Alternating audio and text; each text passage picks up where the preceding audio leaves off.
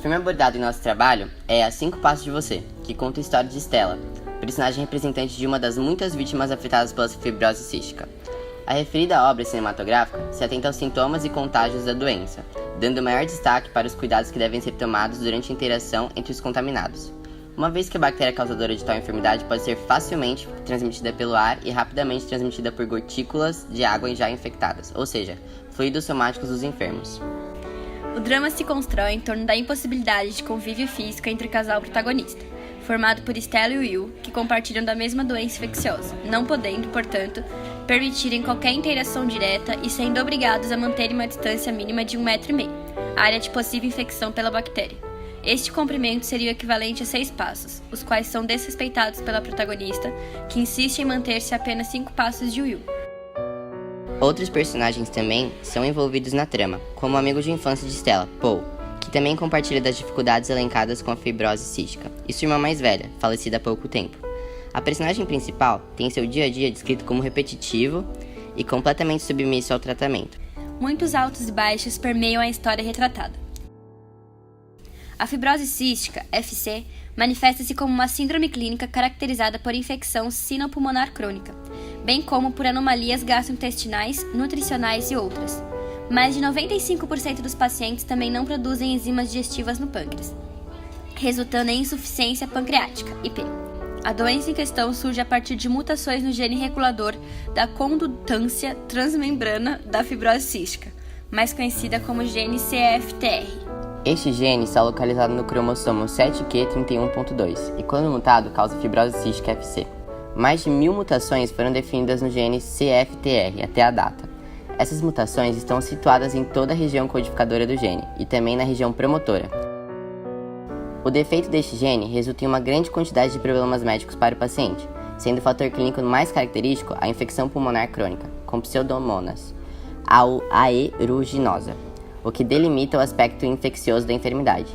Em última análise, 80 a 95% dos pacientes com FC sucumbem à insuficiência respiratória, causada por infecção bacteriana crônica, somada à inflamação das vias aéreas.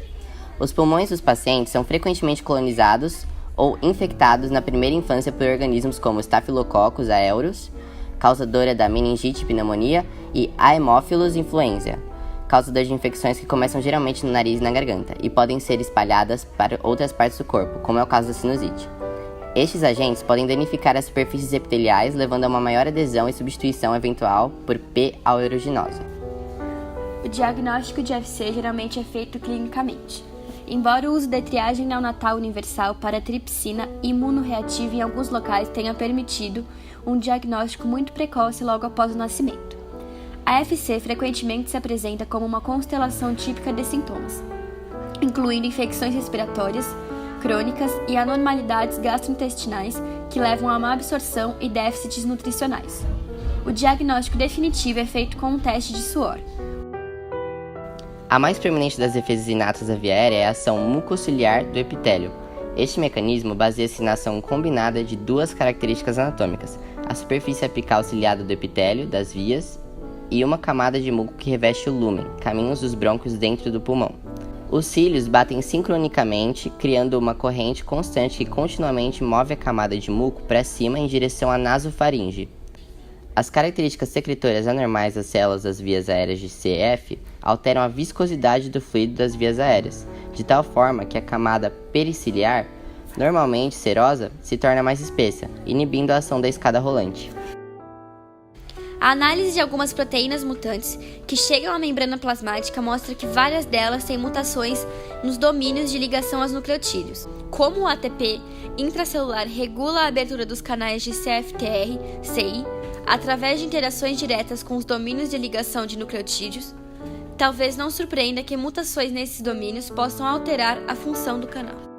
As mutações no gene CFTR foram classificadas em 5 grupos diferentes de acordo com o mecanismo pelo qual elas perturbam sua função. As de classe 1 representam mutações que afetam a biossíntese e impedem a síntese de uma proteína estável, ou resultam na produção de uma truncada devido à criação de um códon de terminação prematura.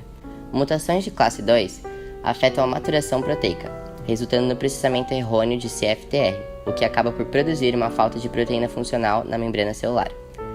As mutações que fazem referência à classe 3 estão elencadas com a regulação de canais de cloro, localizadas dentro das dobras de ligação dos nucleotídeos, e provavelmente afetando a ligação do ATP ou o acoplamento da ligação do ATP, a ativação do canal.